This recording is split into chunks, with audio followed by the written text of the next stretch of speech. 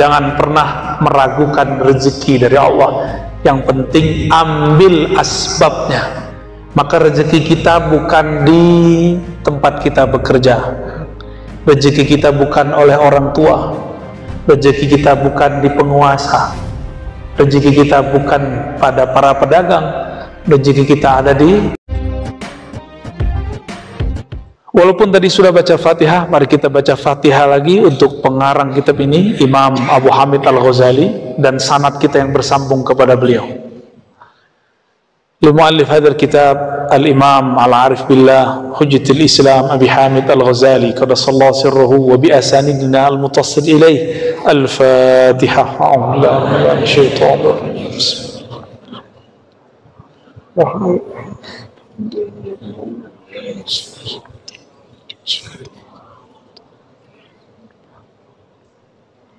Amin.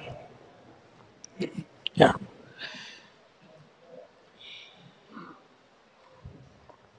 Qala al-Imam Abu Hamid Al-Ghazali qaddasallahu sirruhu, Kitabut Tauhid wa Tawakkul.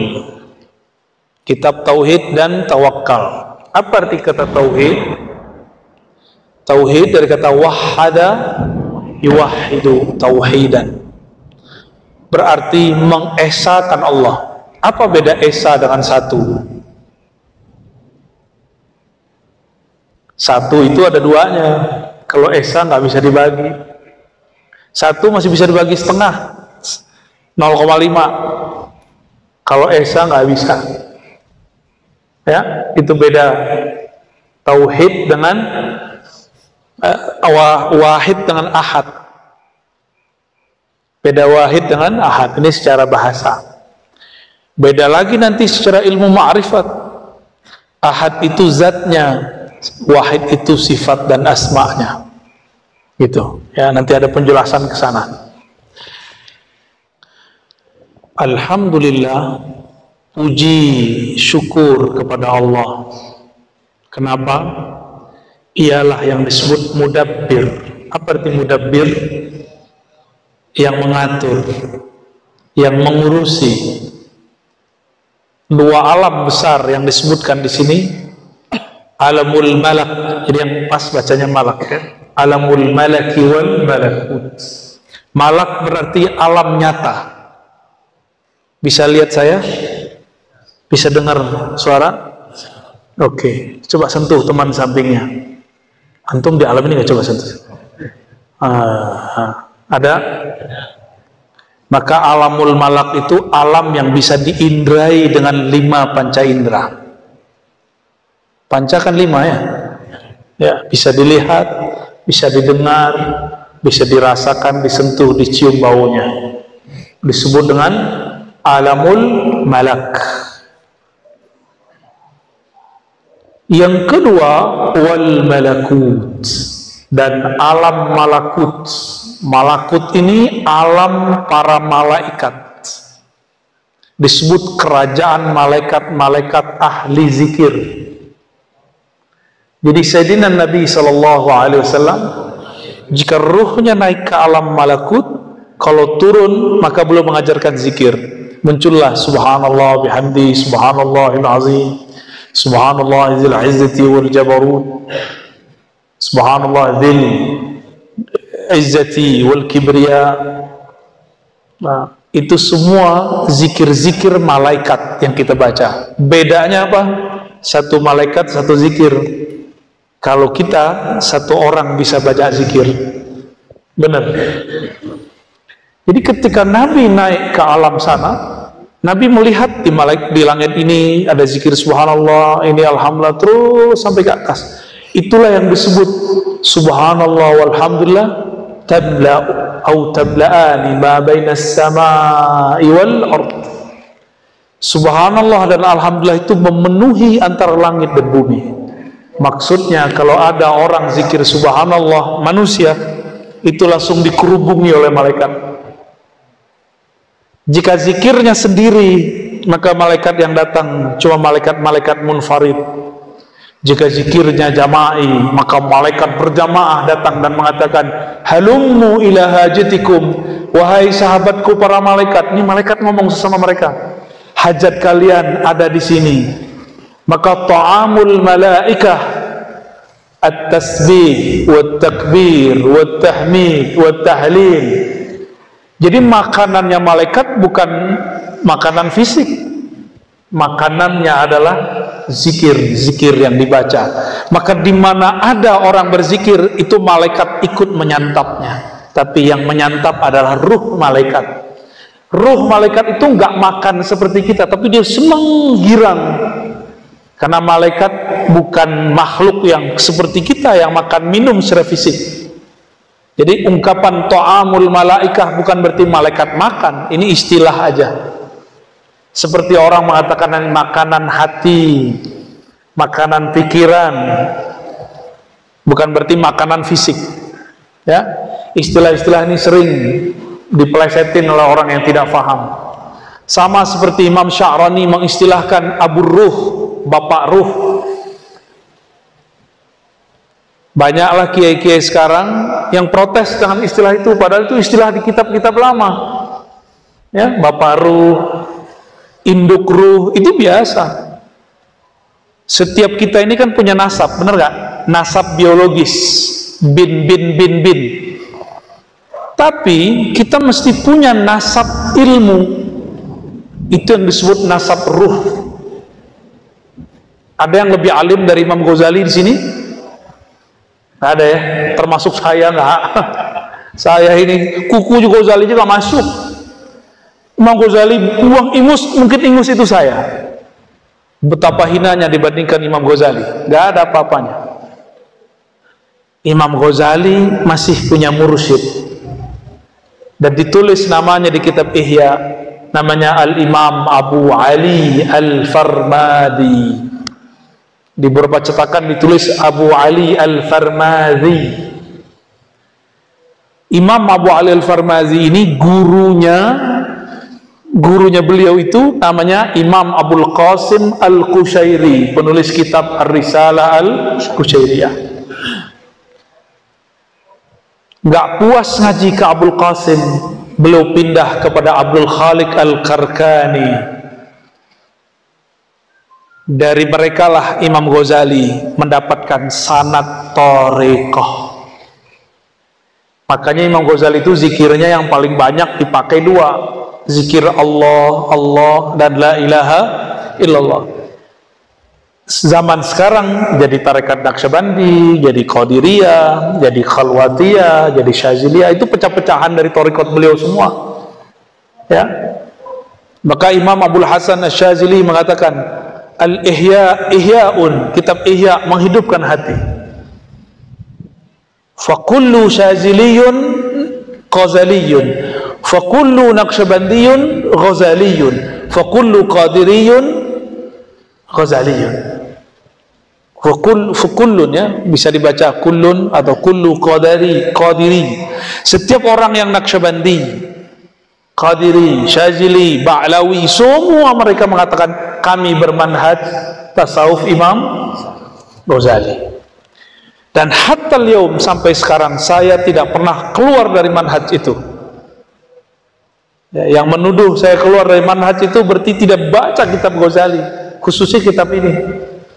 Bacalah sampai kitab Tauhid wa Tawakkul. Bacalah kitab Kimya'us Sa'adah. Banyak lagi kitab-kitab beliau. Ada Mishkatul Anwar, Masya Allah, itu kitab. Itu yang kita ulang-ulang sekarang, cuma kita istilahkan dengan istilah yang lebih mudah. Jadi jangan heran nanti hadirin, kalau nanti ada sesama ahlu sunnah nanti menganggap saya sesat, karena saya mengembangkan yang di dalam bab At-Tauhid wa Tawakkul. Kenapa? Di tengah-tengah beliau nanti ngomong ini.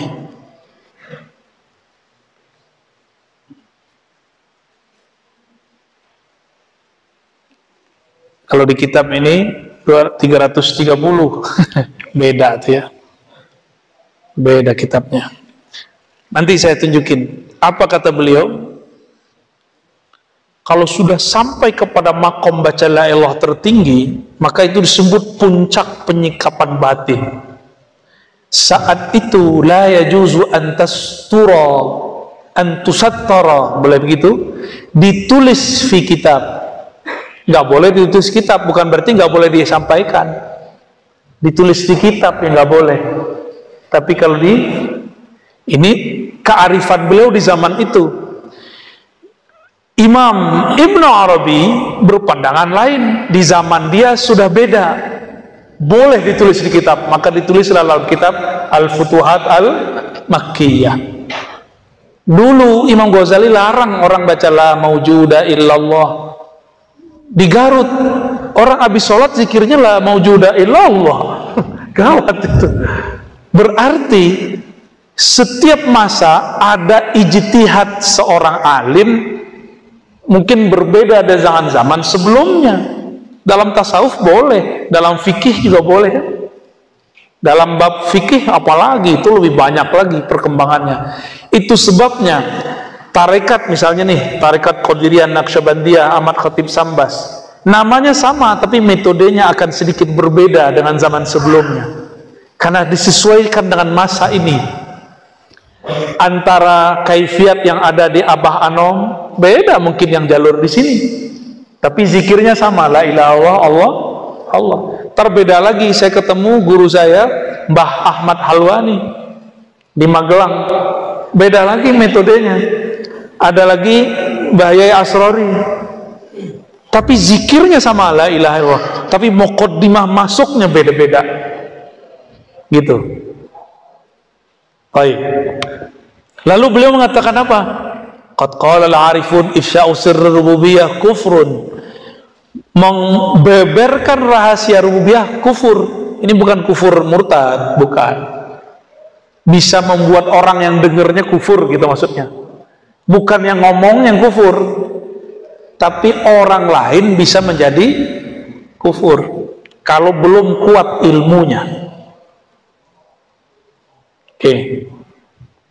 Nah, kita mundur lagi ke awal ya. Ini cuma contoh aja. Jadi ada yang nggak boleh ditulis di kitab, tapi disimpan di sini. Maka di bagian bawah kitab barusan, sudur, dadanya ahli ma'rifat, dadanya para ulama itu kuburan-kuburan ma'rifat.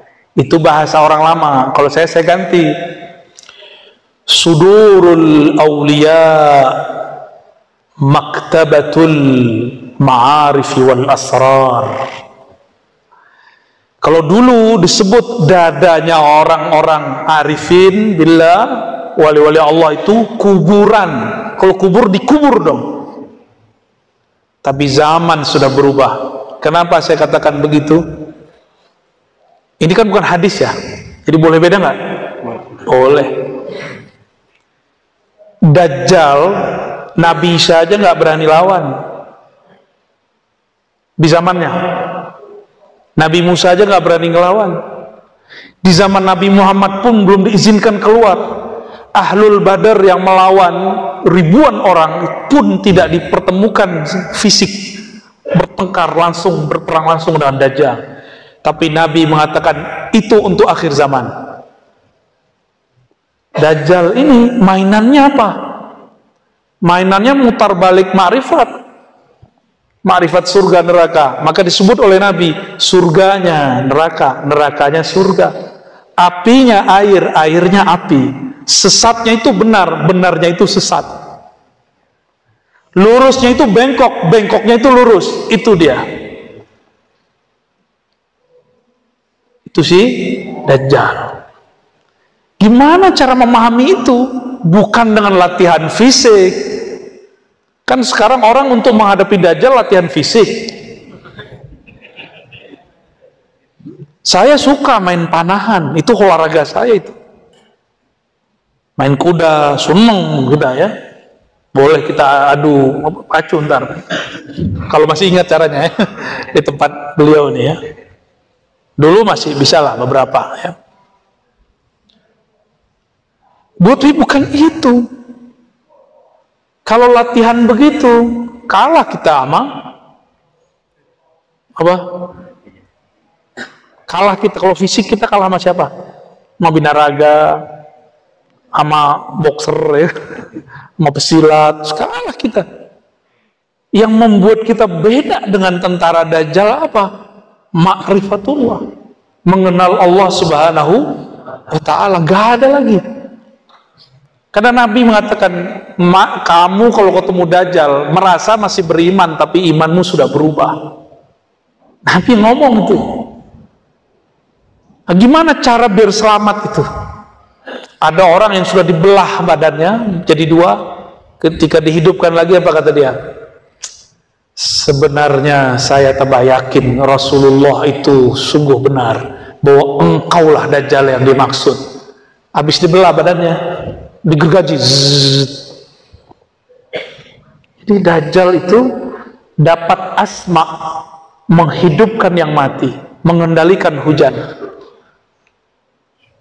Dapat asma dia, walaupun yang dia hidupkan itu bukan manusia, tapi itu jin atau apalah, kita nggak tahu, nggak ngerti kita. Sakti. Nanti antum kira Dajjal itu Mahdi. Orang-orang nanti akan mendaulat. Dajjal itu Al-Imam Al-Mahdi Al-Muntazor, yang ditunggu-tunggu, karena dia bisa ngomong makrifat juga. Gawat itu. Lama-lama dia bilang, Anallah, aku Allah. Lama-lama begitu dia ngomongnya. Bahaya bener. Maka Imam Ghazali berpesan di kitab ini, harus baca kitab Al-Iqtisad fil I'tiqad. Kalau enggak bisa, baca Muqaddimah Ihya tentang akidah. Cukup. Mesti kuat akidahnya. Ya, gak ada yang ngantuk nih. Tunggu ya. Ada di dalam doa. Al-munfarid bil izzati wal jabarut arafi lis sama' bi ghairi imad. Al-muqaddir fiha arzaq al-ibad. Lihat langit. Langit ada tiangnya enggak? Kok enggak runtuh? Siapa yang mengangkatnya? Allah. Di sana Allah sudah tulis rezeki kita. Imam Ghazali dalam Syarah Asmaul Husna, judulnya Al-Maqsad Al-Asna fi Syarhil Asma'il Husna, kata beliau, Ar-Razzaq, Allah yang maha berizki. Maknanya dua, rezeki zahir, materi, atau batin, immateri. Rezeki zahir, minum, makan, menikah, mobil, rumah, sehat. Sehat gak nih? Sehat ya? Alhamdulillah. Walaupun hujan-hujan begini, ini biasanya hujan? Kadang-kadang. Deres banget malam ini ya. Nungguin Pak Kasat ya. Saya kaget, buat tasbih dia. Bukan buat bedil. Buat tasbih di kemana-mana. Semoga beliau ikhlas ya, amin. Ya, biasanya udah punya mursyid tuh begitu itu biasanya. Tapi belum bercerita sama saya ya.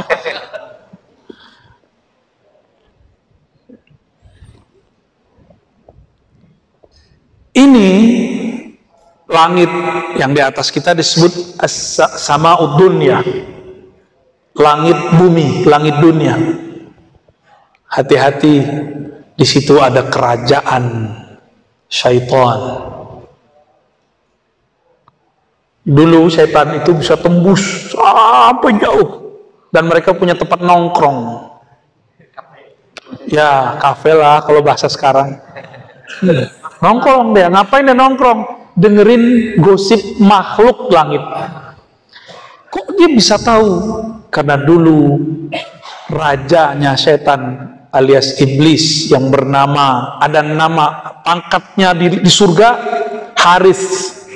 Ada nama malaikatnya, Azazil. Itu nama malaikatnya. Tapi nama aslinya bukan itu. Nama aslinya Ihyas atau Iyas. Di kitab itu Iyas, yang berputus asa. Bukan Ilyas, bukan. Aisun, berputus asa. Ada yang bacanya Ahyas, Ihyas. Saya nggak tahu mana yang tepat ya.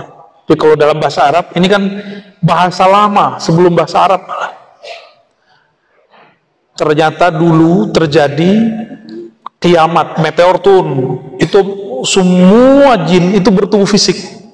Disebut Banul Jan. Mereka nggak boleh lagi nginjak bumi. Maka mereka pindah ke pohon-pohon, ke gunung-gunung, ke laut-laut. Maka di laut selatan ada, bukan ada yang ngomong. Kalau ke gunung ada lagi, kalau ke pohon ada lagi. Itu bukan khurafat, itu asli. Cuma dalam bahasa lokal disebut dengan nama yang berbeda-beda. Tapi ingat, mereka sudah tidak punya hak menjadi khalifah di muka bumi. Maka kita nggak boleh takut sama mereka, tapi nggak boleh takabur juga. Gitu aja udah. Nabi Adam turun, itu udah kisah panjang, udah ribuan tahun kejadiannya di surga. Ternyata iblis dulu, namanya siapa? Iyas atau Azazil. Dia setiap naik pangkat itu diajarkan zikir oleh Jibril dan semua malaikat. Naik ke langit 2, langit ke langit 3, suluk berkhalwat di setiap langit. Canggih nggak? Canggih. Antum belum ada yang naik ke langit kan? Maka sama iblis gampang dia apa-apain. Itu sebabnya belajar zikir mesti pakai mursyid supaya enggak dimursidin setan. Wajib hukumnya. Saya saking takutnya diganggu itu, maka saya bermursyid dan mursyid saya banyak sampai sekarang. Separuh masih hidup. Dan tidak hanya satu thariqat saya belajar, banyak thariqat. Kapan boleh pindah thariqat? Kalau sudah dijazahin guru. Belum dijazahin guru yang pindah-pindah dulu. Ya, kecuali emang antum istikharah hasilnya ganti. Tidak apa-apa. Saya dijazahin guru saya baru kemudian belajar thariqat yang baru. Dijazahin lagi baru saya pindah ke thariqat yang baru. Kayak gitu metodenya. Ya.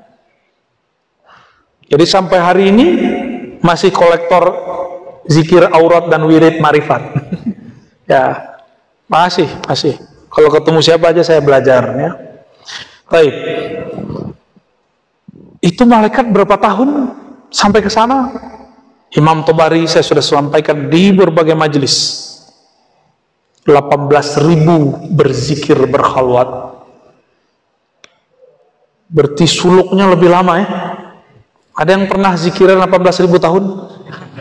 18.000 tahun ini bukan 18.000 kali zikir. Ada yang zikir 18.000 tahun. Baru 18 menit ngantuk ya. Ini saya suruh zikir belum 5 menit udah hilang dia. Ya. Tapi hilangnya ruhaninya terbang. Matanya tidur, hatinya tidak tidur. Benarlah kata Nabi ya. Nabi kan ngomong al ulama warasatul anbiya. Ulama pewaris para nabi. Nabi itu matanya tidur, hatinya tidak tidur. Siapa tahu ya. Itu mesti diturunkan ke wali-wali. Santri-santri zikir mesti merasakan itu walaupun sekali seumur hidup. Karena itu warisannya Nabi. Mesti merasakan itu. Mata tidur tapi hati enggak. Antum harus ngalamin itu nanti. Dan itu maharnya zikrullah. Maharnya apa? Zikrullah. Kita lanjut dulu ya. Di langit al-muqaddar fiha arzaqul ibad. Di langit itu Allah sudah takar rezekinya hamba. Maka rezeki kita bukan di tempat kita bekerja. Rezeki kita bukan oleh orang tua. Rezeki kita bukan di penguasa. Rezeki kita bukan pada para pedagang. Rezeki kita ada di langit. Sudah ditulis. Saya menyampaikan kisah biasanya untuk bab ini. Murid dari Rabi'atul Adawiyah namanya Rabi'atul Basriyah. Biasa perempuan di mana-mana selalu galau masalah rezeki. Apa yang dimakan besok? Nanti anaknya kalau lahir sekolahnya pakai apa? Pasti itu jadi polemik di mana-mana. Walaupun Ning atau Bunyai. Kalau di Sunda nyebutnya kalau Ning apa? Nyai? Nyaina. Ya, walaupun dia nyai nak, nyai ha, nyai itu sama semua. Urusan begitu semuanya sama. Ini Rabi'atul Basriyah, murid wali kutub. Murid wali kutub masih resah, risau. Kata jemaah tabligh nih, risau. Yang dirisaukan bukan gimana ngumpulin umat ke masjid, yang dirisaukan besok makan apa. Sampailah wiridannya baca surat Az-Zariyat, wa fis samaa'i rizqukum wa ma tu'adun. Terhentaklah Rabi'atul Basriyah ketika dengar dan baca ayat ini. Oh, di langit sudah dijamin ya. Di langit ada rezekimu, wa fis samaa'i rizqukum wa ma tu'adun, dan semua yang dijanjikan untukmu. Percaya nggak sama Al-Quran? Saya benar. Antum gak usah khawatir besok makan apa. Yang penting kerja-kerja, ambil asbab, rezeki masa depan kita serahkan kepada pemilik langit dan bumi. Al-yaum nudawiluha bainan nas. Hari keberuntungan itu Allah gilir aja. Giliran dapat bersyukur berbagi, giliran gak dapat ya urut-urut dada lah. Taib. Jadi yakin kepada Al-Quran, jangan pernah meragukan rezeki dari Allah. Yang penting ambil asbabnya. Dagang-dagang, ngajar-ngajar, ngantor-ngantor, apa terserah. Yang penting harus ada asbabnya. Selevel Nabi Muhammad SAW, itu tangannya chipnya surga, fingerprint surga dia tangan Nabi. Wallahi, apa yang beliau mau lewat tangannya selesai. Tapi ketika musim perang, paceklik, habis semua bahan, Nabi mesti ada asbab. Maka dikumpulkan air, dikumpulin cuma saja satu gayung. Nabi begini kan, keluar air dari tangannya. Tetap harus ada asbab. Kalau enggak nanti orang menyembah Nabi Muhammad SAW. Sayyidina Aisyah ketika ingin menyembuhkan orang nggak pakai asbab, nggak pakai obat, nggak pakai syariat, kata orang Sunda. Syariat ini bukan syariat bahasa Arab. Ya, syariatnya berobat apa? Nah, itu dia. Paham maksudnya? Nah, syariat itu asbab yang dimaksud di kitab ini. Itu mesti diambil. Kalau nggak nanti orang akan jumawa. Gua mah nggak perlu kerja, rezeki datang sendiri. Tuh, sombong dia nanti. Padahal pengen tawakal. Ya, yang ada namanya takasul. Bukan tawakul. Males, bilang aja males, ya nggak usah bilang tawakal. Baik, alladzi sarrafa ayuna dzawil qulubi wal albab, yang memindah-mindahkan, yang merubah-rubah pandangan mata orang-orang yang memiliki kolbu wal albab, dan intinya kolbu. Jadi kolbu itu masih ada intinya lagi, namanya fuad. Di dalam fuad ada lagi lub, dalam lub namanya sir. Itu Allah yang mindahin. Allah yang mindahin, bukan guru, bukan mursyid, tapi lewat mursyid. Mesti ada, kalau nggak iblis itu yang bekerja. Ya. Dari mana kolbunya supaya berpindah dari memandang makhluk, memandang asbab kepada pencipta asbab. An mulahazatil wasaiti wal asbab ila musabbibil asbab. Dari memandang nasi yang mengenyangkan. Nah, ini kalau masih mandang nasi yang mengenyangkan, berarti akidahnya belum sahih secara ahlu sunnah, tasawufnya belum tasawuf Imam Ghazali. Benar kan nih? Ikut Imam Ghazali. Oke. Air yang menyegarkan atau Allah yang menyegarkan? Tapi mesti minum kan? Minum dulu ya. Bismillahirrahmanirrahim.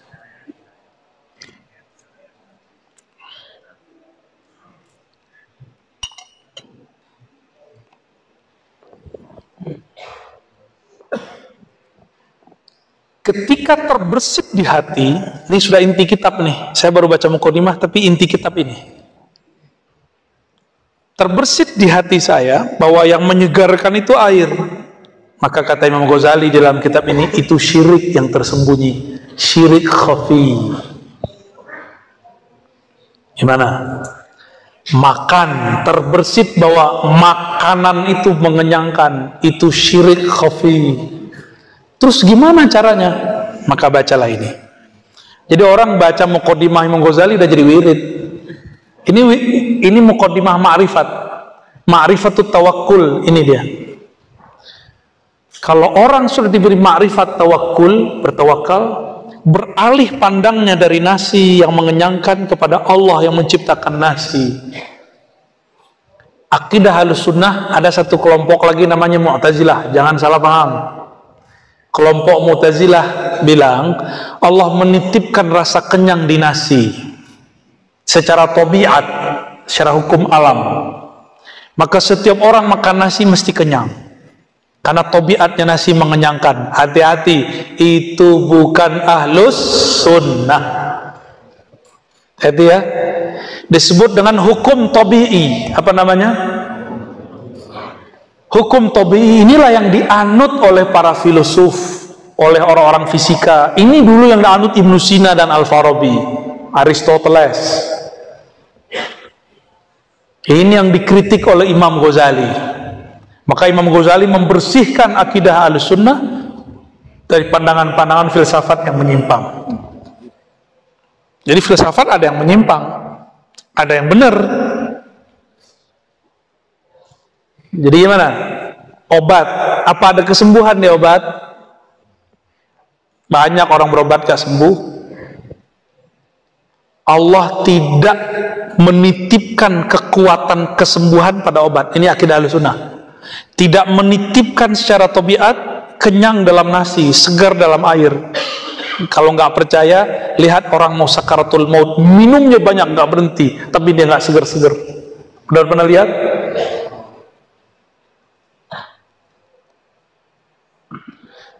Di masa Rasulullah ada orang yang sudah membunuh banyak musuh di medan juang, tapi Nabi bilang dia masuk neraka. Sahabat nggak ada yang percaya. Itu cuma urusan air. Air satu gelas nggak dapet. Dia bilang aus, aus, aus. Orang mau datang, nggak kuat dia menahan sakit dan haus, karena dia menyekutukan Allah dengan air. Maka saking nggak kuatnya, maka dia ambil, itu bukan bedil, belum ada bedil saat itu. Namanya apa tuh? Pisau belati. Langsung dia tusukkan ke dalam jantungnya. Nggak sanggup menahan luka, tidak sanggup menahan haus, karena dia menyekutukan Allah di dalam dirinya dengan air. Nanti ada masa hujan nggak turun-turun, paceklik di mana-mana, sawah-sawah tidak bisa menumbuhkan padi lagi. Jika kita menyekutukan Allah dengan beras, nasi, nanti datang Dajjal menciptakan beras. Dia bawa makanan, nanti kita berubah iman. Mau? Maka mulai sekarang saya mengimbau, makan-makan aja. Makanya sekarang ini bukan sok-sokan, bukan, tapi tahadus bin ni'mah. Saya sudah jarang makan nasi.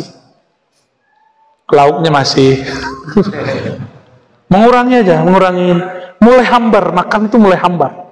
Kalau bukanlah karena badan ini butuh makan, saya nggak makan, kira-kira begitu. Udah mulai begitu rasa hambar mau makan.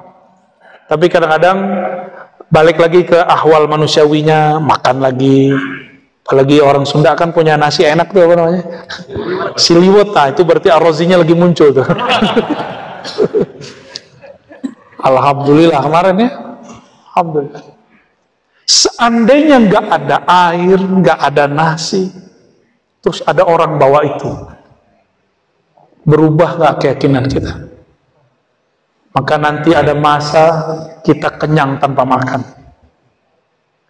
karena sudah mengenal siapa yang mengenyangkan. Kita akan segar tanpa minum, karena sudah mengenal siapa yang menyegarkan. Siapa itu? Allah. Itu makna kalam.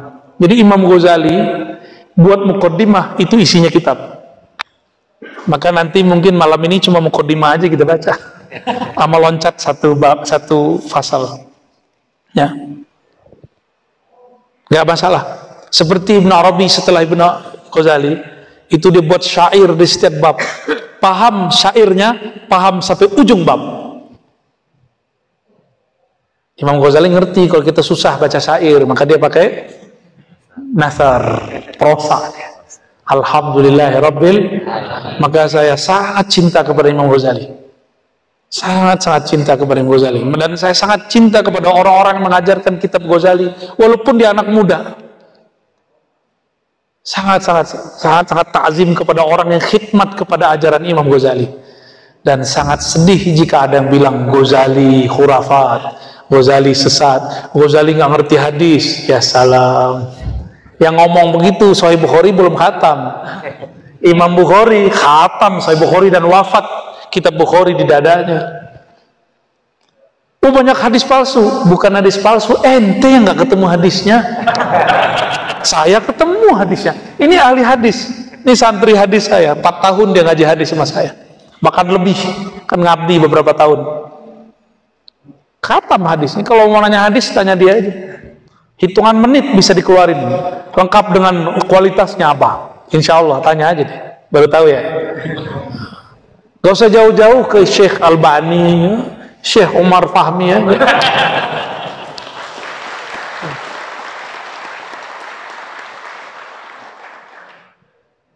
Kenapa jadi tepuk tangan begitu? Bid'ah. Allahumma shalli ala Muhammad.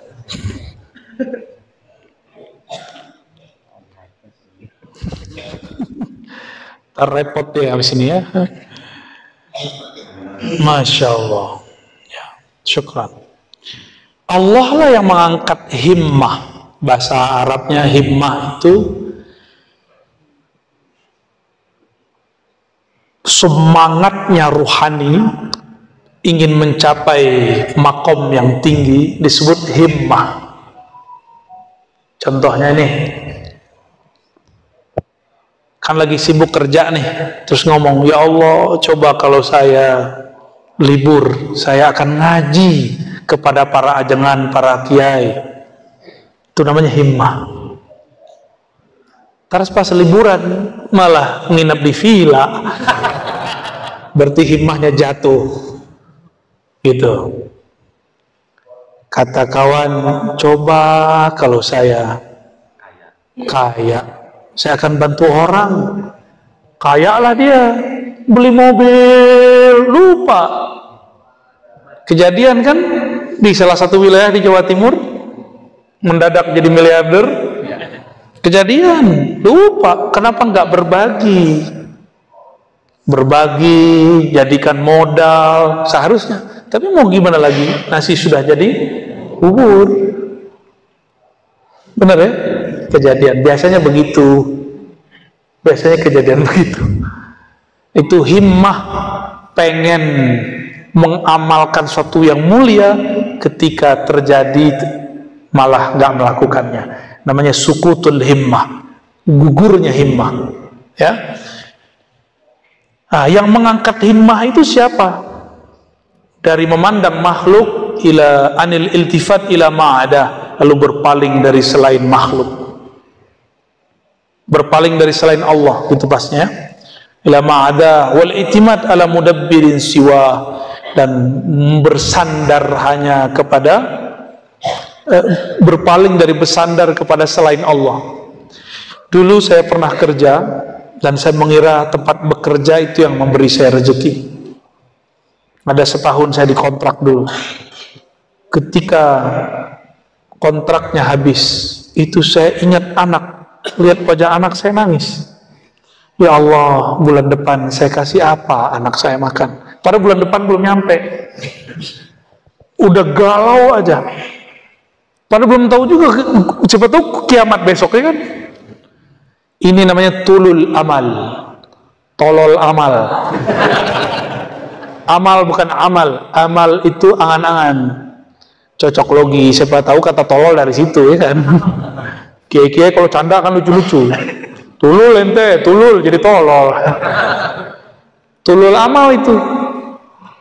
Besok belum jelas ada kok, masih udah galau aja. Bahkan 1 detik setelah ini kita nggak boleh galau, apalagi 1 hari, apalagi 2 hari, apalagi 1 bulan. Gak usah dipikirin, itu wilayahnya Allah. Wilayah Allah jangan coba-coba dimasuki. Masih gaib sama kita. La ya'lamul ghaiba illallah, kecuali dikasih tahu, disirkan Allah dalam kalbu kita. Jangan coba-coba masuk.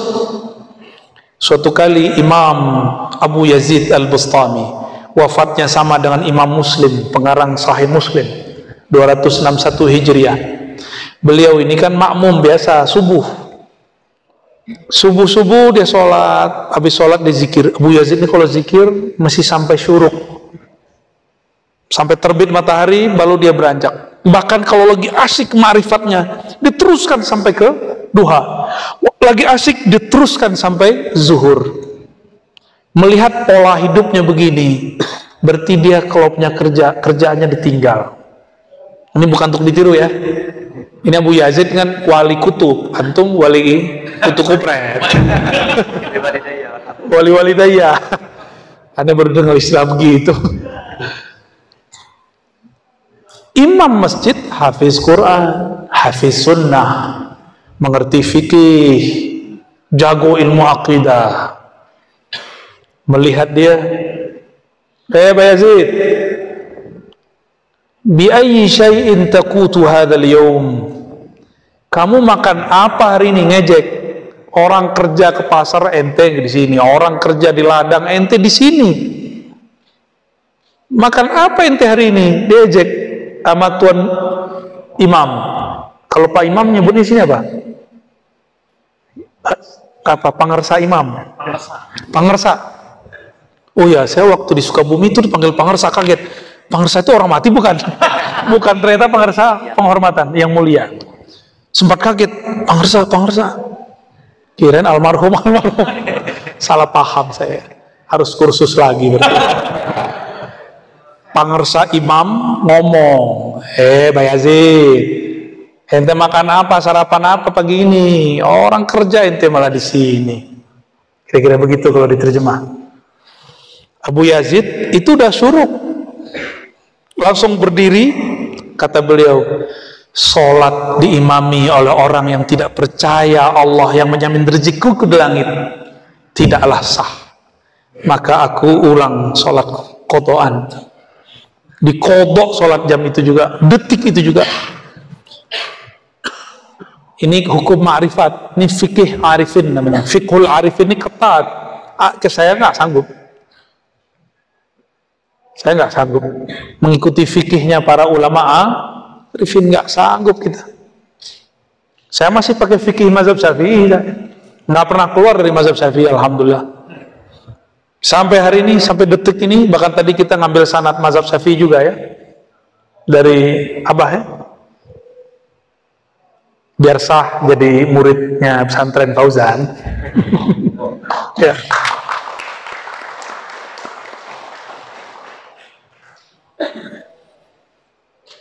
Imam Abu Yazid menganggap sholat tidak sah dipimpin oleh orang yang tidak yakin bahwa Allah Maha Razzaq. Beratnya tuh. Maka antum jangan sok-sokan ngomong ma'rifat lah.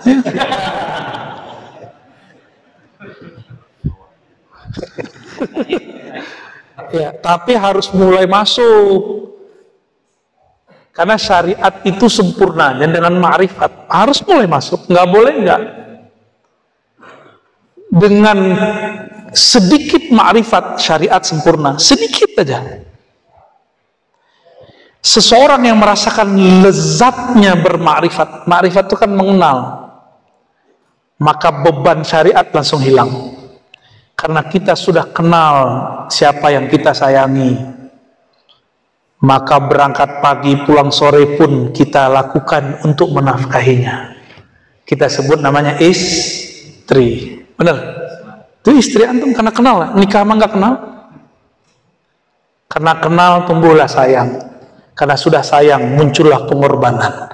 Kalau sudah berkorban, kamu di rumah aja deh.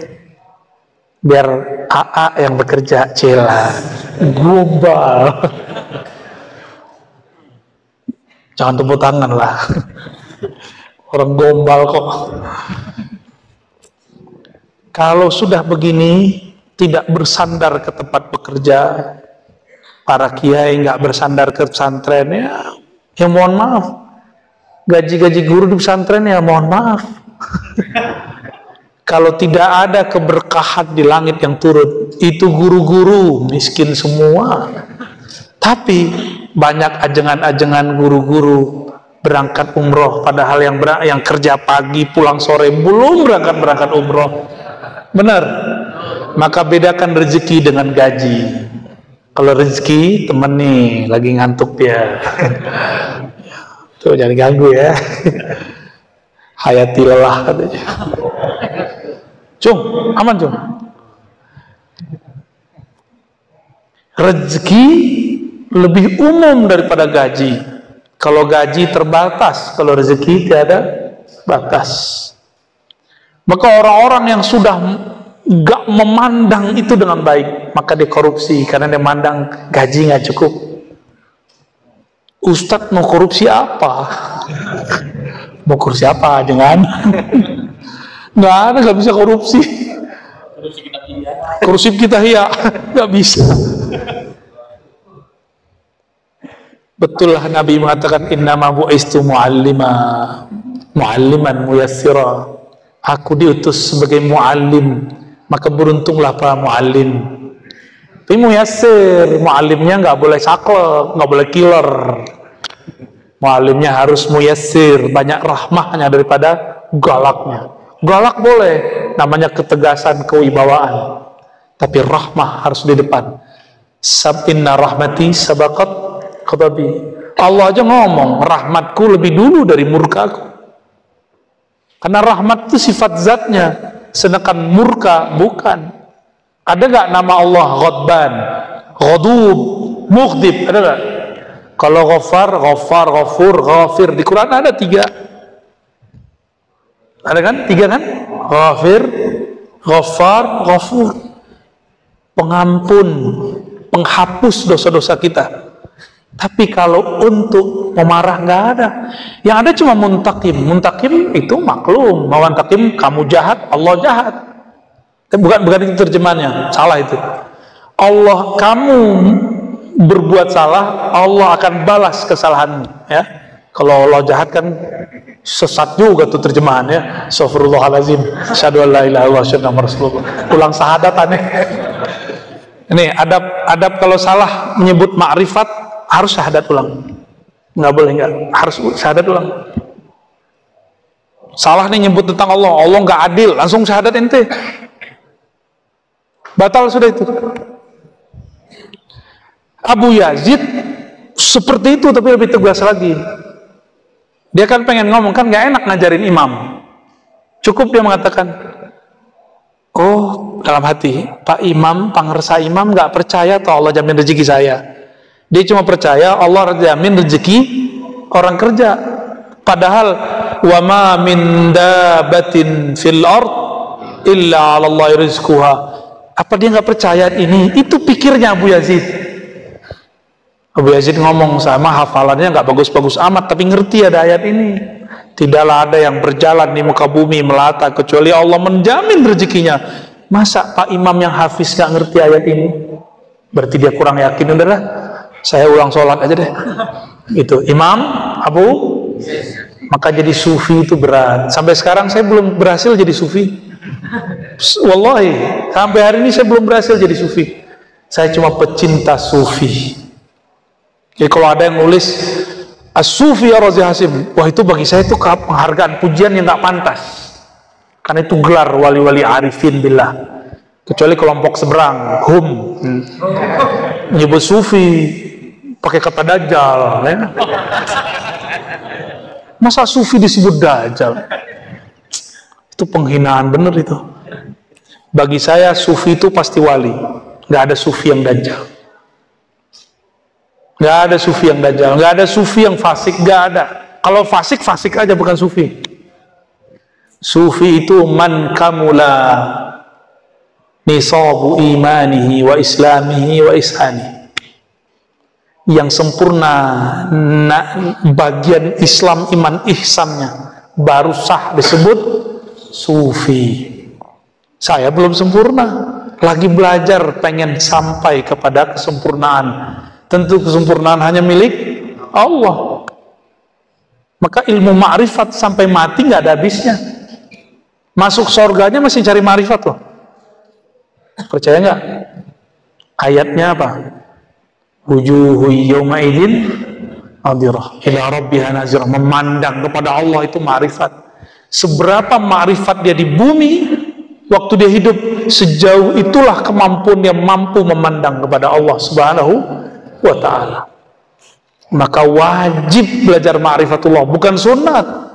Jadi belajar tawassauf itu wajib. Ngambil thariqah itu mala yutimmul wajib bihi illa bi fahuwa wajib. Itu benar, kaidahnya benar enggak? Mala yutimmul wajib illa bihi fahuwa wajib. Nah, itu. Ada satu kewajiban, nggak mungkin kita dapat mencapai itu kecuali ada satu jalan, maka menempuh jalan ini wajib, disebut thariqah. Gitu. Jalan depan aja diperbaikin tiap berapa bulan? Tiap 6 bulan. Masa thariqah kita nggak dibenerin? Maka meskipun sama-sama Naqsyabandi, sama-sama Qadiri, zaman ini dan dulu harus ada revisinya. Ya. Mesti dibenerin.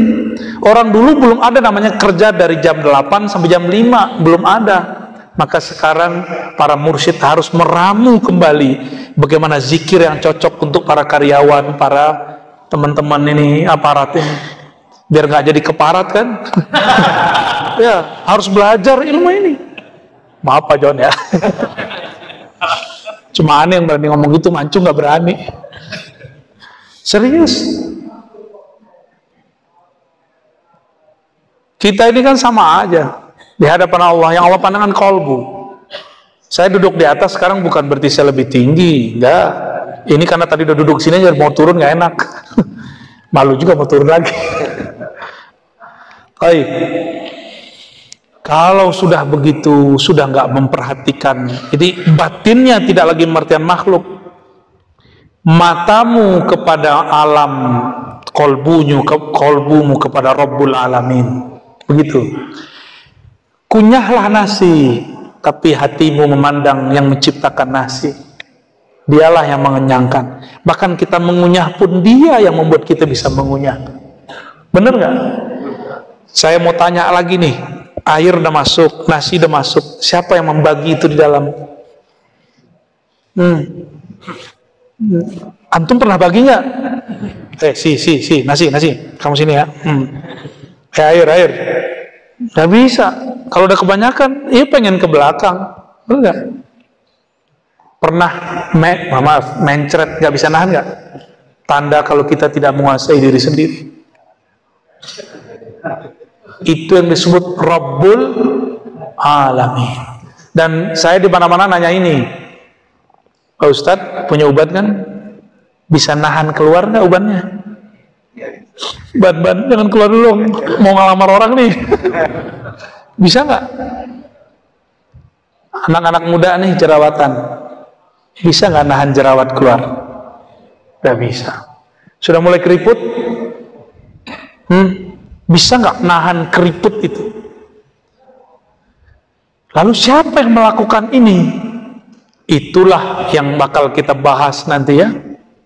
Nah, di sini ada kalimatnya. Falam ya'budu illa ya ilman bin nudus wa annahu ma min darratin illa ilallahi khalquha. Tidak ada satu biji zarah pun di alam semesta kecuali Allah lah yang atur penciptaannya. Tidak ada satu biji zarah, satu kecil pun, yang kecil pun tidak ada yang sanggup kecuali hanya Allah. Maka uban kita apapun di badan ini semuanya Allah Subhanahu wa ta'ala. Berarti ada nggak di tubuh saya, di tubuh Antum semua dari ujung rambut sampai ujung kaki Allah tidak urus, ada nggak? Nggak ada. Demikianlah dekatnya Allah kepada kita. Kalau saya pegang-pegang ini, berarti saya dekat nggak sama barang ini? Allah bilang, itu kolbumu aku yang bolak-balik. Berarti dekatnya Allah sama kolbu sedekat benda dibolak-balik oleh tangan. Tapi kata Imam Ghazali, cukup sampai di situ, jangan dijelaskan lagi. Ya, nggak boleh diterusin. Berarti udah dong ngajinya. Ya. Wa ma min dabatin illa 'ala Allahi rizquha falamma tahaqqaqu annahu li rizqi ibadi dhaminun bi kafilun tawakkalu 'alaihi faqulu hasbunallahu wa ni'mal wakil. Ketika orang bermakrifat mesti ada zikirnya, maka mustahil orang ngomong makrifat nggak punya wiridan. Ngomong makrifat nyerocos tapi nggak sholat, nggak mungkin. Dia ngomong makrifat tapi nggak punya wirid, nggak mungkin, mesti ada wiridnya. Dan wiridnya orang bertawakal itu dua, hasbunallah wa ni'mal wakil, dan yang kedua la ilaha illallah. Dan teman-teman pasti sudah dapat sanad talqinnya, bagaimana cara menghentakkannya dalam kolbu. Kok dari pusar ke ubun-ubun ke bahu kanan dihunjam ke jantung? Kan mirip-mirip sama agama sebelah tuh ya. Ya, plus tapi panjang ke bawah ya. Enggak, beda. Ini beda. Kenapa mesti pakai titik itu? Supaya pikiran nggak liar, maka dibatasi dengan titik-titik latifah. Itu namanya titik latifah. Pusar sama dada ini sama-sama disebut akhfa. Pusar dan dada. Tapi sebagian orang coba gelitikin pusarnya, merinding nggak badannya? Maka sebagian ulama kita mengatakan ubun-ubun dan pusar itu satu titik. Maka kullu jasad, zikir kullu jasad bisa dimulai dari ubun-ubun, bisa dimulai dari pusar secara fisik. Nah, itu perbedaan ahli thariqah ya, perbedaan manhaj. Makanya dimulai zikir la dari pusar, digetarkan dari situ, masuk ke alam ini alam apa di sini? Alam khayal, alam fikiran, supaya fikiran kita tidak memikirkan. Makna dibawa ke bahu kanan supaya dia bisa seperti orang kalau mau memukul, dia perlu ini nggak, tarik ke belakang nggak? Nah itu namanya apa tuh? Ancang-ancang. Jadi dibawa ke kanan itu ancang-ancang, ngawahan. Wah, dapat kosakata baru lagi. Dia ngawahan untuk dihentakkan ke dalam jantung, supaya tembusnya tidak hanya di jantung tapi masuk ke dalam kolbu. Itulah zikirnya Syekh Ahmad Khatib Sambas, Qadiriyah Naqsyabandiyah. Sudah tenang kolbunya, dihentak, cukup zikir khafi, habis kalimah, sisalah ismul jalalah, Allah, Allah, Allah. Ya. Kemudian Allah ini diturunkan lagi jadi hasbunallah wa ni'mal wakil. Jadi orang baca Allah bisa maknanya cukuplah Allah, cukuplah Allah. Maulana Imam Shibli, murid Imam Junaid, kawan Halaj diperkarakan, Shibli aman, padahal pengalamannya 11-12. Sama-sama mengalami yang dialami Syekh Siti Jenar, persis sama. Tapi Syekh Shibli, Imam Shibli menahan-nahan. Imam Halaj tak tertahan. Nah itu bedanya Halaj sama Syekh Siti Jenar.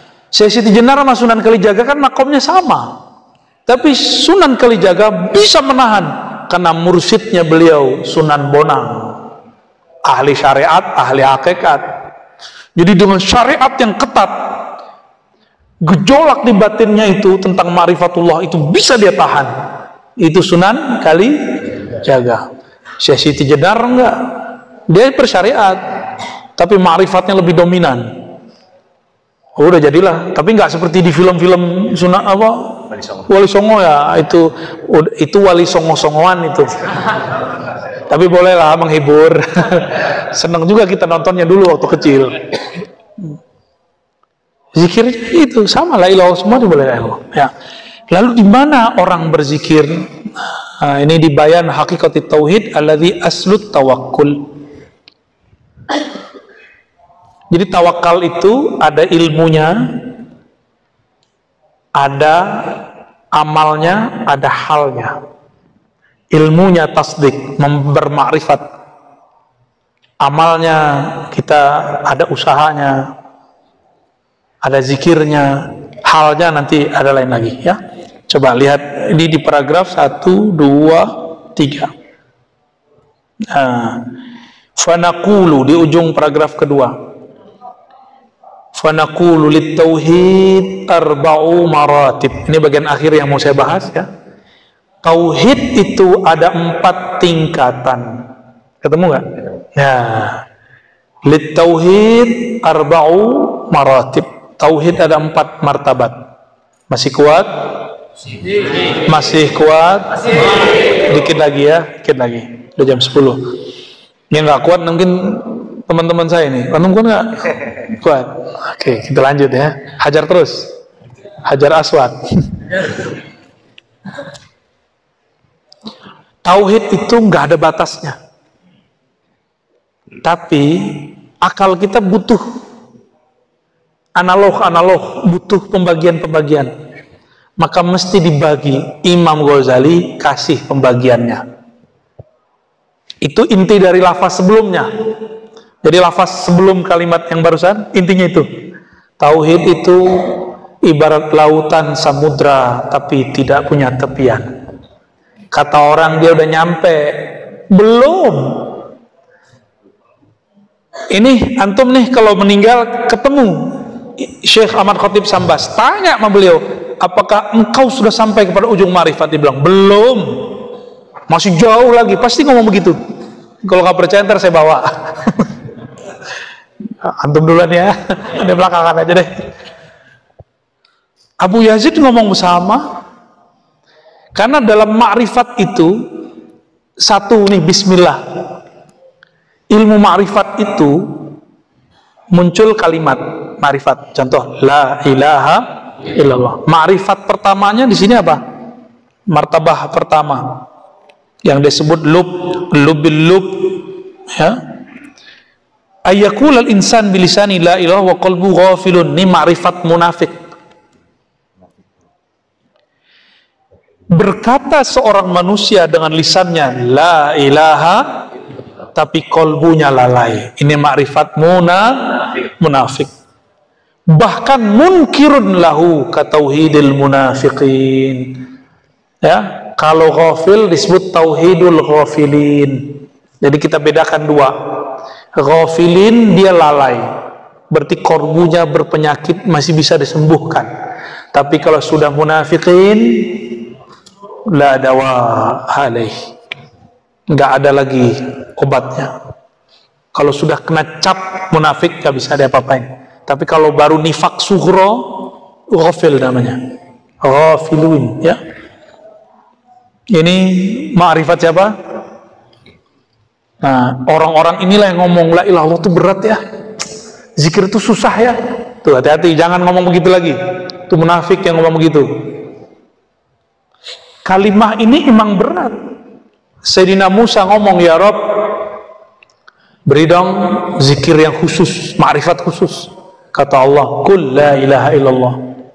Ya Allah, kan Nabi Musa ini temenan sama Allah, kayak kalimullah kan. Ya, mau kapannya bisa ngomong sama Allah. Gak mesti naik ke langit, gak mesti. Kan Tuhannya Nabi Musa bisa diakses di mana-mana. Kalau Tuhannya seberang enggak. Naik dulu deh. Apa kata Nabi Musa? Ya Allah, takhusni. Khususkan dong. Khususkan bizikrin. Zikir khusus dong. Apa jawaban Allah? Musa, ini kalimat kamu lihat ke langit dan bumi. Lebih berat kalimat ini daripada langit dan bumi. Kaget Nabi Musa. Dikasyafkan oleh Allah, dilihat oleh Nabi Musa. La ilaha Allah ditimbang dengan langit bumi, lebih berat la ilaha. Makanya kalau benar antum talkin, kolbunya kayak dibor ke dalam. Kalau benar lo talkinnya, atau minal berdesir gitu, tergantung kekuatan ma'rifat yang Allah berikan kepada guru dan tasdik antum kepada guru. Gurunya ma'rifatnya udah oke, antumnya lemah, ya paling getar-getar dikit lah. Baik, ini makom pertama. Makom kedua, ayusaddiq bima'na lafzi qalbuhu, ayusaddiqa bima'na lafzi qalbuhu kama saddaqa bihi umumul muslimin wa huwa i'tiqadul awam. Lisannya baca, qalbunya membenarkan, dan itu juga capek. Tidak ada Tuhan selain Allah, tiada yang bersembah kecuali Allah. Ini namanya zikir ahli kalam, ahli sifat 20 sampai di sini doang. Sifat 20 versi akal ya, bukan sifat 20 versi ma'rifat. Jadi kalau ada ahli-ahli kalam, ahli-ahli zikir, ahli-ahli kitab Sanusi, kitab Fathul Majid, kitab Aqidatul Awam, ya, dan sejenisnya itu, kalau dia belum talqin zikir, maka saat baca la ilaha itu pikirannya capek, menyesuaikan dengan kolbu yang sangat liar. Kan kolbu ini kolbu yatakallab, liar sekali. Maka saya sarankan para ajengan, para ustadz, para kiai, udahlah, taruh dulu ajengannya bentar, ambil ilmu talqin kepada mursyid, supaya kalau zikir seirama kolbu dengan lisan. Lebih dulu kolbu atau lisan? Aslul kalam ma fil fuad. Yang diterjemahkan di lisan itu awalnya di sini, maka mulai zikir itu di sini. Itulah rahasia kenapa ayat kursi dimulai dengan Allah, bukan la ilaha. Allahu la ilaha illa huwal hayyul qayyum. Allah isbat namanya. Diisbat dulu nama Allah di kolbu, baru baca nafi la ilaha illallah. Kalau sudah isbat masih butuh nafi nggak perlu. Itulah makom Imam Shibli. Ketika orang bilang, Shibli, ente udah sakarat, baca la ilaha Allah. Kata dia, nggak perlu, saya sudah sama Allah. Saya sudah sama yang punya nama. Maka dia zikirnya Allah. Allah meninggal. Banyak orang yang meninggal dengan zikir itu aman. Karena itu disebut ruh la ilaha illallah, Allah, Allah. Spirit intinya zikir la ilaha illallah ada pada lafaz Allah, Allah. Kata kawan, zikirnya bid'ah. Ya sudah, ente aja yang makan itu. Ya. Yang ketiga, ayyushahida dzalika bi tariqil kasyaf. Harus kasyaf dulu. Nggak boleh kalau nggak kasyaf. Dibuka dulu kolbunya oleh Allah, pemahamannya oleh Allah. Apa itu? Biwasitati nuril haq, dengan nur dari Allah. Wa maqamul muqarrabin, ini sudah makomnya para wali muqarrabin. Jadi syaratnya apa? Kasyaf. Bi ayyara asya katsira walakin yaraha ala qasratiha sadiratun anil wahidil qahhar. Dia melihat alam, tapi yang terlihat oleh dia sumbernya. Maka zikirnya, di halaman setelahnya nanti ada, tapi saya ringkas saja. Zikirnya adalah lisan baca la ilaha illallah, batinnya la fa'ila illallah, atau kullu syai'in sadirun anillah, gitu maknanya. Baca tiada Tuhan selain Allah dengan lisan, tapi batinnya mengatakan tiada yang berbuat kecuali Allah. Nah, apapun yang terjadi sama kita, ini sekarang antum kalau lihat ada orang yang mengingkari kajian ilmu ruh yang saya buka, itu siapa yang mengizinkan terjadi itu? Allah. Mungkin teguran bagi saya, kurang tepat menyampaikannya, atau memang dia yang salah paham. Harus sama-sama insaf, ya. Jadi kita nggak boleh marah juga orang ingkar kepada kita. Siapa tahu kita salah ibarat, ya bisa jadi. Atau dia yang salah mustalahat, salah memahami istilah. Ya. Jadi kita nggak boleh mengatakan ini apa. Kita lihat peran Allah di situ. Ciri-ciri orang yang sudah sampai di makom ini insaf. Apa arti insaf bahasa Arab?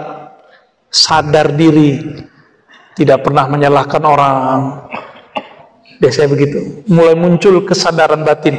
Dan yang kedua, rahmah. Orang ini rahmahnya lebih besar daripada bughutnya, bencinya. Orang ini husnuzonnya lebih tinggi daripada su'zonnya. Nah ini. Dan orang-orang makom ini tidak berbicara kecuali dengan ma'rifat. Ini aja sudah 7 samudra, nggak habis-habis menceritakannya. Tapi kita cut sampai di situ. Dan terakhir Ghazali mengatakan, alla yara fil wujudi illa wahidan. Ini makamnya disebut siddiqin, tusammihi sufiyya al-fana' fit tauhid. Bihaitsu la yara min haitsu la yara illa wahidan fala yara nafsahu aidan. Makanya Imam Ghazali nggak pernah mengkafirkan Hallaj. Nih, karena saya seorang pengikut Ghazali, saya tidak mengkafirkan Syekh Siti Jenar. Karena ini babnya. Apa maknanya? Makom yang keempat itu, ketika dia baca la ilaha illallah, maknanya tiada yang dia pandang di alam ini kecuali hanya sang, bukan ahad, wahid. Ya? Wahid itu manifestasi apa? Terjemahan manifestasi itu apa tuh, Aceh Umar? Pengejawantahan. Pengejawantahan Allah Al-Wahid, yang Maha Satu, bukan ahad. Kalau ahad, itu lebih gawat lagi. Itu nomor 5. Kan ini masih 4. Ini kalau saya tambahkan, boleh ditambahkan, itu nomor 5. Tapi enggak, kita tahan-tahan dulu. Ditahan-tahan. Tuh udah kebuka dikit kan. Ilmu ma'rifat berkembang terus, nggak ada yang nggak berkembang terus. Inilah yang disebut musyahadah. Kalau tadi muka syafah di langit bumi, kalau musyahadah arash. Disebut siddiqin. Maka orang ini mau dia bergelimang maksiat apapun, pasti Allah selamatkan nanti. Ya, li'annahu min haitsu la yara illa wahidan fala yara nafsahu aidan. Orang ini jangankan makhluk, dirinya aja dia nggak lihat. Inilah makomnya Al-Hallaj, Syekh Siti Jenar. Maka Al-Hallaj nggak lihat dirinya. Maka yang ngomong anal haq bukan dia saat itu, tapi lidahnya dipinjam oleh sang dia, Allah Subhanahu. Maka itu disebut wajhur rububiyah. Rububiyahnya Allah bertajalli pada tubuhnya, bukan pada tubuh, pada dirinya Hallaj. Ghazali faham itu. Maka Ghazali, kalau boleh dikalamkan, Ghazali ngomong begini, seandainya aku qadi, pejabat zaman itu, aku tidak akan fatwakan sesat Al-Hallaj. Aku tidak akan bunuh Al-Hallaj.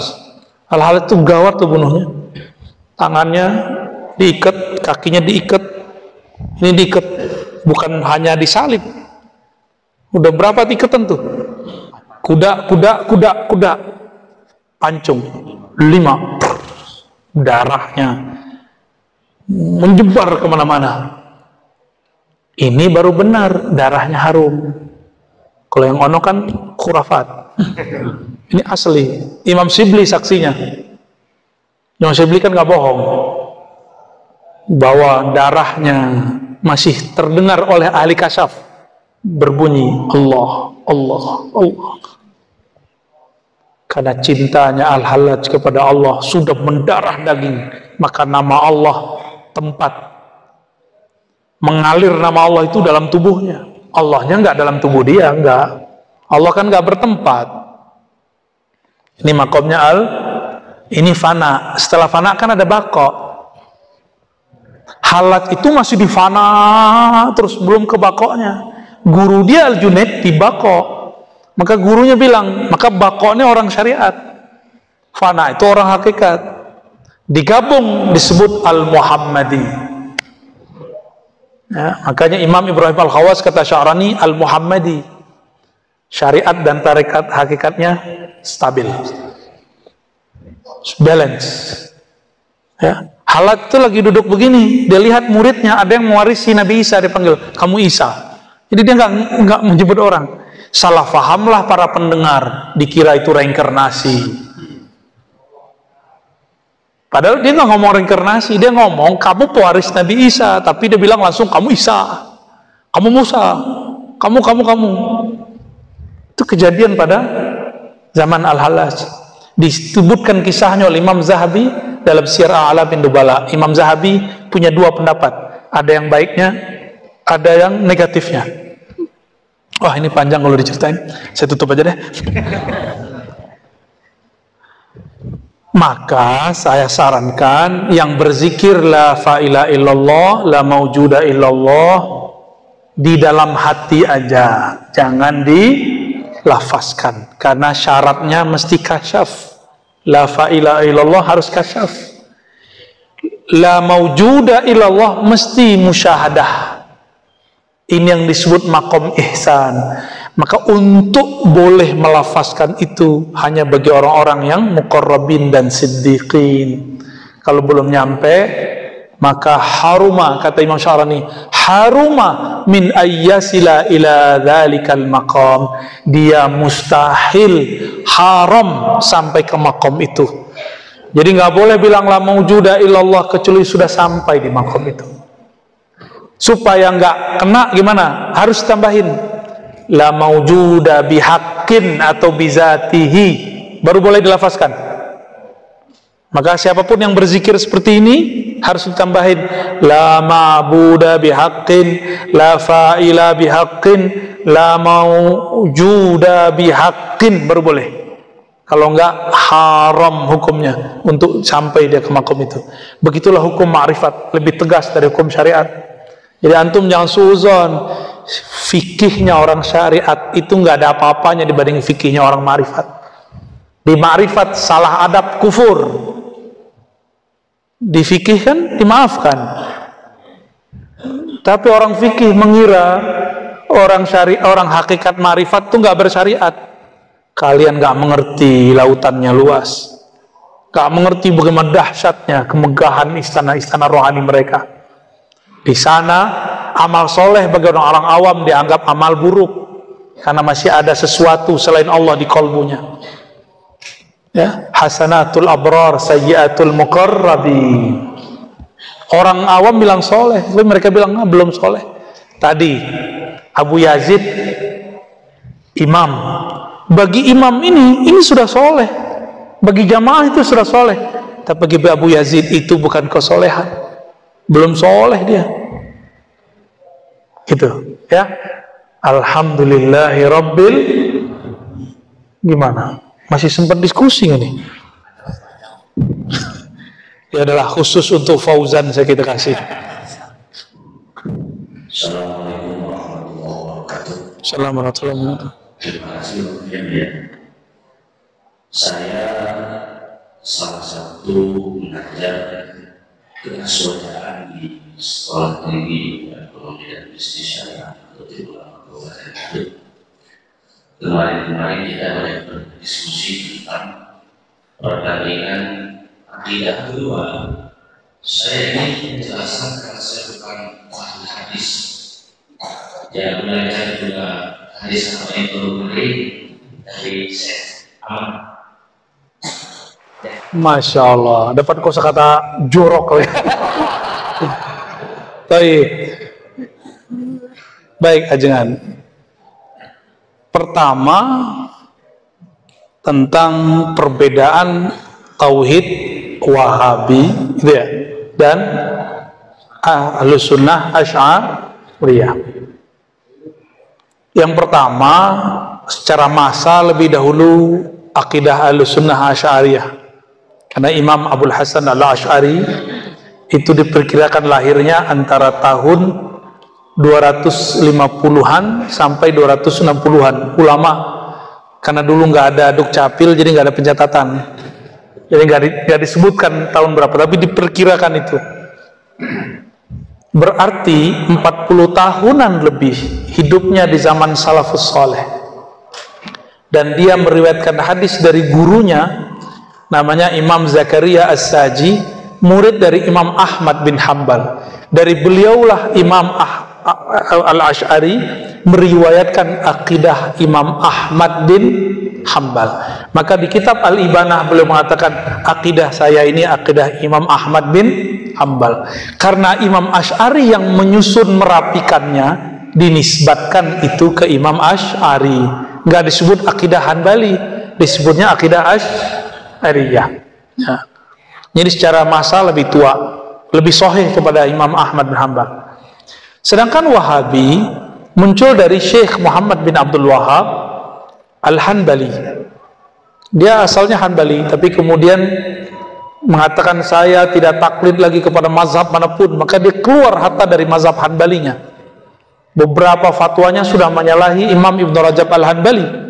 Bahkan dia yukhalif Ibn Taimiyah, yukhalif Ibn Qayyim. Cuma dalam bab akidah dia ikut Ibn Taimiyah.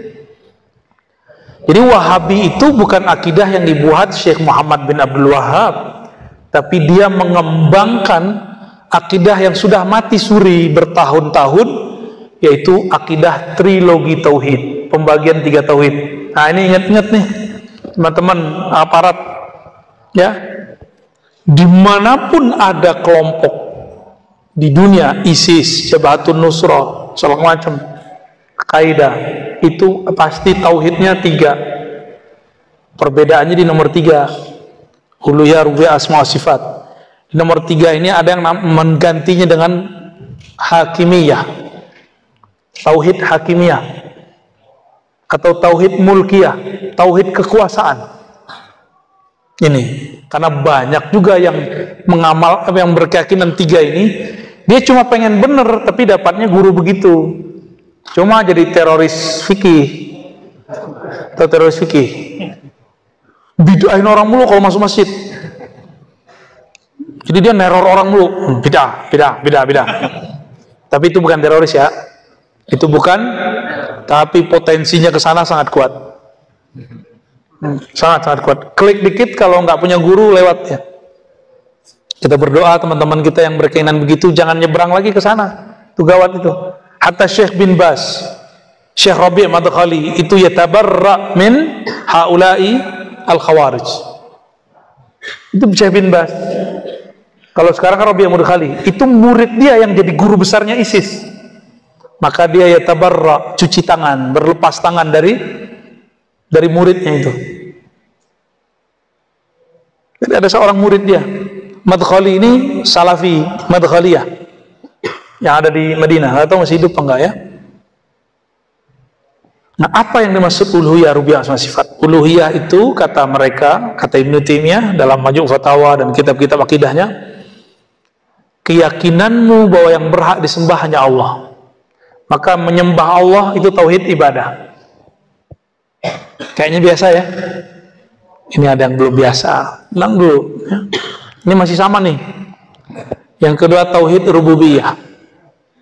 Rububiyah ini kata dia tauhidnya para filsuf, tauhidnya musyrik, tauhidnya Asy'ari, tauhidnya Maturidi, tauhidnya Batini, tauhidnya Sufi, tauhidnya musyrikin. Ini yang paling aneh.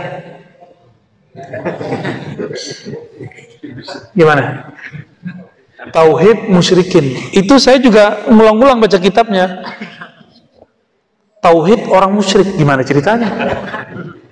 Itu akibat Ibnu Taimiyah kualat ma'alim mantik. Dia kan mengharamkan memantik, lalu membatalkannya buat kitab baru, Ar-Raddu 'alal Mantiqiyyin.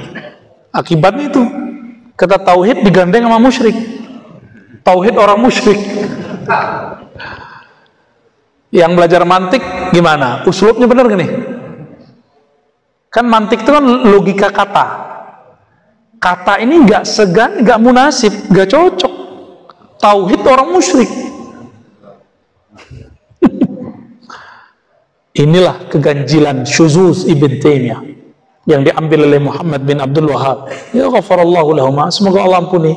Mereka kan sedang berijtihad keliru.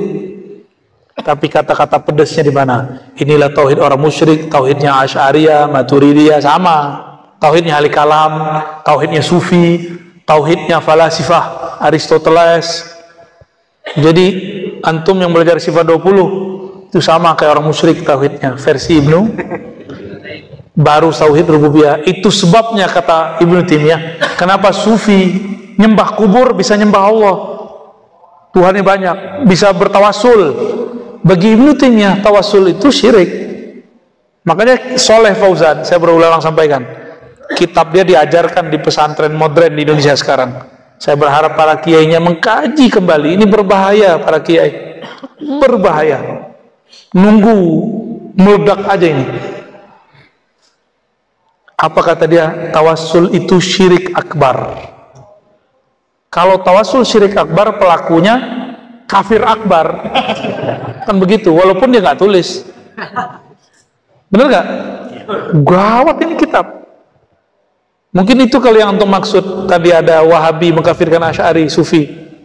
Tapi itu oknum ya. Mereka cuma berani sampai di situ. Tapi dia nggak memikirkan akibat ngomong begini. Itu sebabnya di IPB, India, Pakistan, Bangladesh, majelis sholawat yang ada tawasul dibom. Ya, IPB itu dibom. Jangan sampai nanti negeri kita begitu, karena negeri ini sekarang menjadi surga sholawat. Sudah dimadinahkan oleh para wali-wali kita ini. Insya Allah dijaga Allah lah negeri ini, berkah sholawat. Berkah sholawat, bukan karena ada Densus, bukan karena ada TNI. Serius, aneh ngomong pahit-pahit. Karena berkah sholawat, ada kasih sayang dari hati para kiai. Diterimalah Densus masuk, ya enggak? Kalau enggak ditolak. Serius. Mereka, para kiai ini kan dulu sampai semuanya termasuk saya, kan dulu berpikir buruk kepada polisi. Hampir semua kita berpikir buruk ke polisi, benar nggak? Tuh kan, angguk semua kan? Apalagi orang Garut, aneh tahu lah. Ya, punya sejarah kelam dengan aparatur negara. Tapi karena sholawat, Nabi itu rahmatan lil alamin, lembut kolbunya. Mulai dia berprasangka baik kepada orang. Mulai dia mencintai negeri ini. Mencintai negeri termasuk lembaga-lembaga vital di negeri ini. Salah satu lembaga vital di negeri ini adalah para askarnya, para kismul amninya yang menjaga keamanannya. Maka saya nyatakan, yang jaga negeri ini saya support mereka.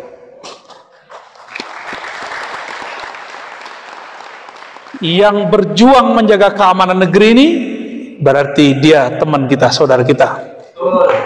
Ya. Coba-coba ganggu negeri ini, musuh kita. Kembali ke tauhid rububiyah. Tauhid rububiyah itu dianggap oleh kelompok Wahabi tauhid di luar mereka. Di luar mereka baru sampai tauhid tauhid pertama dan ketiga belum ada yang menyempurnakannya kecuali mereka. Itu keyakinan teman-teman kita Wahabi Salafi. Yaitu ijtihadnya mereka, nggak usah marah-marah juga, biarin aja ya. Ya, saya nyampein begini kan nggak ada muka kesel kan?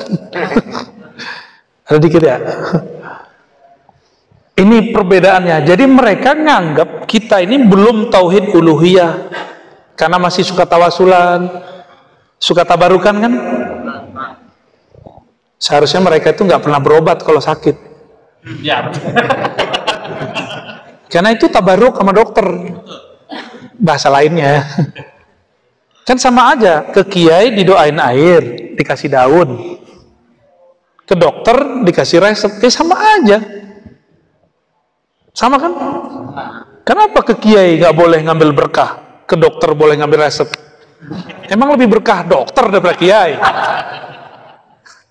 Enggak, kan nggak begitu. Yang ketiga tauhid asma dan sifat. Asma dan sifat versi mereka tidak boleh mentakwil mutlak terhadap sifat dan nama Allah. Jadi kalau disebut yad, tangan secara bahasa ya tangan, tapi tangan Allah berbeda dengan makhluk kecil, Allah tangannya gede. Allah istawa al-arsy, bersemayam. Saya itu duduk, saya ini duduk lagi bersemayam di atas kursi. Beda dengan makhluk. Kalau makhluk duduk di atas kursi, lebih gede kursinya dari makhluknya. Kalau Allah lebih gede dia daripada arasnya.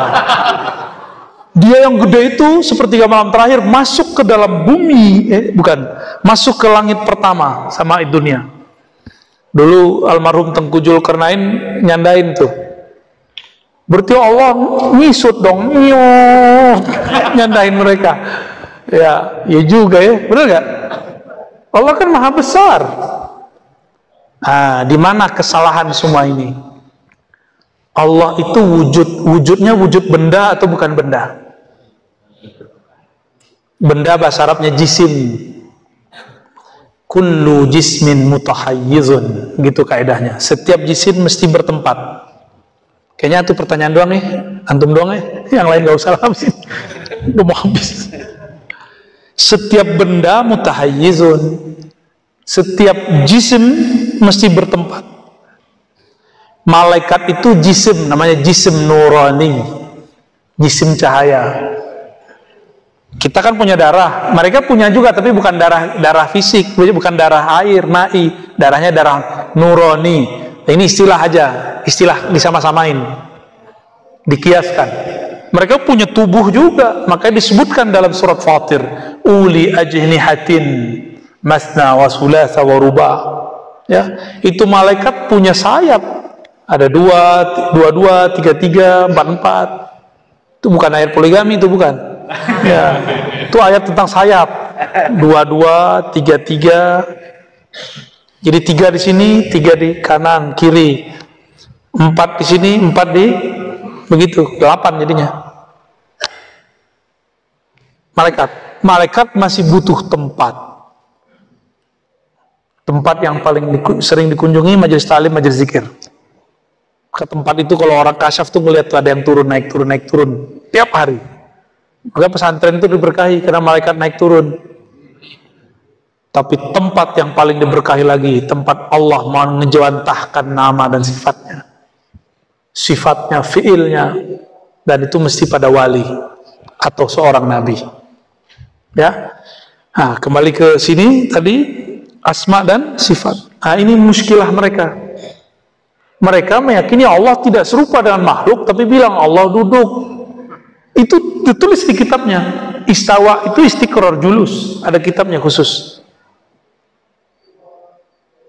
Jadi mereka nulis bahwa Allah benar-benar duduk, tapi duduknya tidak boleh dibayangkan. Loh, ente ngomong duduk, ya kebayang lama kita. Maka kita sebut ini, kata guru saya Syekh Hasan itu, ini namanya ta'wil al-fasid.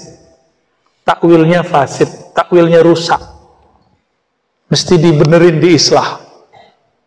Mesti diislah. Ini tauhid mereka begitu.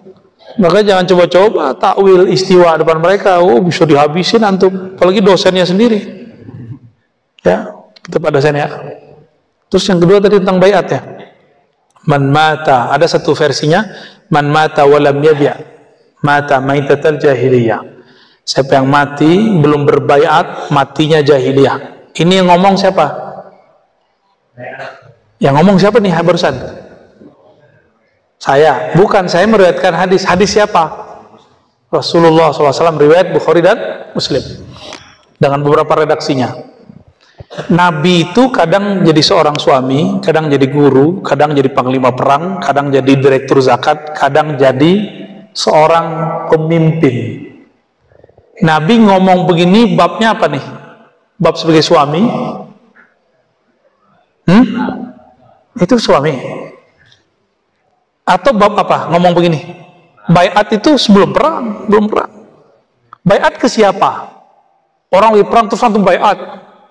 Mati duluan. Itu baiat tarekat. Nah, maka baiat ini ada baiat tarekat, ada baiat organisasi,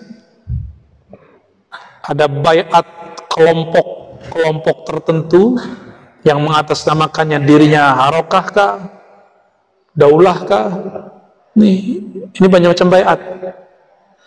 Maka di Thariqat baiatnya bukan baiat. Baiatnya Thariqat itu cuma kesetiaan murid mau berguru. Tapi saya sudah hapus itu, walaupun saya punya ijazah thariqat. Bagi saya yang ada sekarang cuma talqin aja, talqin mengaji. Maka thariqat saya salah satu yang paling besar adalah ngaji. Di kemana-mana kita ngaji kitab. Jadi tempat yang paling sering saya kunjungi itu pesantren, karena ngaji kitab. Waktu kita kalau ceramah-ceramah nggak jelas itu ya, ngomong nggak jelas. Nah, dalam hal ini apa makna hadis tadi? Nabi ngomong sebagai seorang amir, sebagai pemimpin. Pemimpin lagi ngomong, siapa yang meninggal, mati, belum baiat kepadaku, gitu maksudnya, maka dia mati jahiliyah. Bukan baiat ke organisasi, bukan baiat thariqat, apalagi ke kelompok-kelompok separatis. Bukan. Yang sekarang mengatakan baiat kepada saya, antum jamin gak bahwa ini mewakili Rasulullah? Mana jaminannya kalau ada? Minimal sanad, bahwa antum bersanad kepada orang baiat sebelumnya. Kami ada namanya al-musalsal bil bai'ah. Musalsal baiat itu ada, di thariqat ada, di hadis ada. Tapi istilahnya beda-beda. Di hadis istilahnya apa?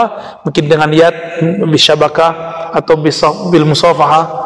Itu istilah-istilahnya beda. Ada kita musalsalnya. Ngambil sanad hadis dari guru, gurunya ke guru, guru begitu. Di thariqat kita begitu. Nggak ada toh? Coba mereka hari ini siapa yang ngaku ambil baiat dariku? Dia punya silsilah itu nggak? Baik zikirnya, hadisnya, fikih mazhabnya, nggak ada. Kenapa? Waduh, gawat.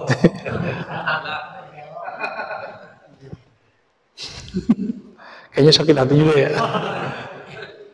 Coba tanya semua orang yang sekarang bilang baiat saya, atau baiat ke kelompok saya, baiat ke harakah saya, baiat ke daulah saya. Nggak ada sanadnya. Dia bawa otoritas Nabi, tapi Nabi nggak nyambung sama dia.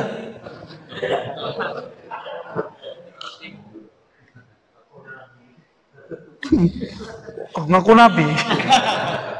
Dia sudah berbohong atas nama Rasulullah. Bukan itu baiatnya. Maka saya karena takut bab itu di thariqat, kita sudah hapus di buku saya, udah nggak ada bab baiat.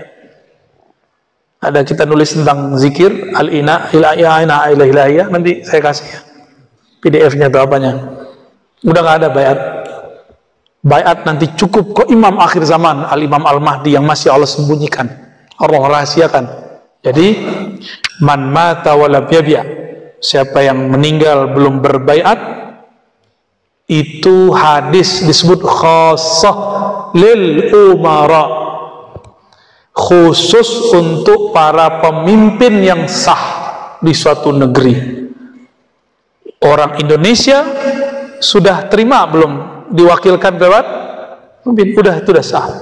Maka matinya kita bukan mati jahiliyah. Insya Allah. Semoga Allah jadikan negeri ini negeri yang dijaga. Tidak ada namanya negeri kecuali ada cekcoknya. Namun apapun yang terjadi, kita minta rahmat Allah mengalir di semua tempat di negeri ini. Dan semoga Allah rahmati para umara, para ulama, para santri, rakyat, bangsa, terutama umat Islam. Ya. Ala hazinni wa likulli niyatin salihah. Al-Fatihah.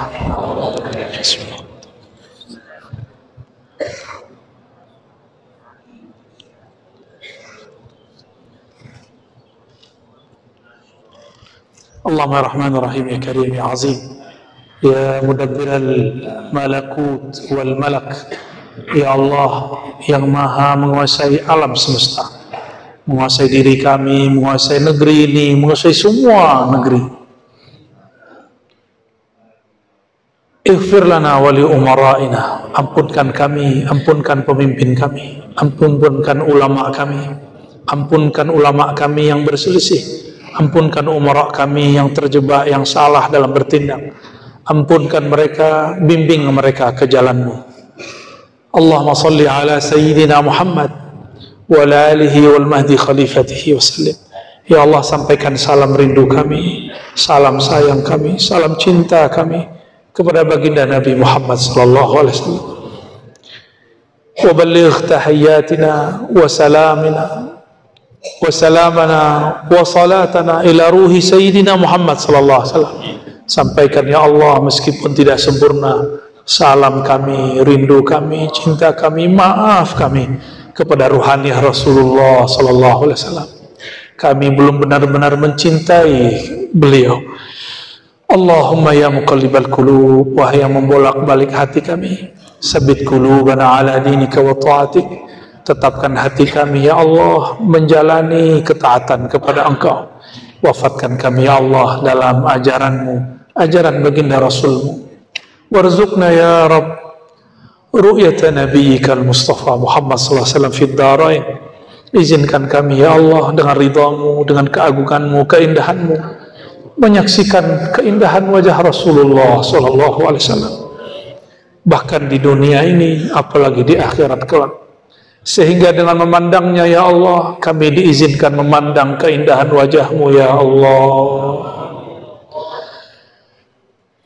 Dan matikan kami ya Allah, hidupkan kami ya Allah, bangkitkan kami ya Allah, timbang kami ya Allah, perjalankan kami di atas siratmu ya Allah, dengan kalimah la ilaha illallah Muhammadur Rasulullah sallallahu alaihi wasallam. Rabbana atina fid dunya hasanah wa fil akhirati hasanah wa qina adzabannar wa khtimna bil khairat wa sallallahu ala sayyidina Muhammad walhamdulillahi rabbil alamin. Mohon izin, mohon maaf, mungkin tidak usah salam-salaman. Assalamualaikum warahmatullahi wabarakatuh.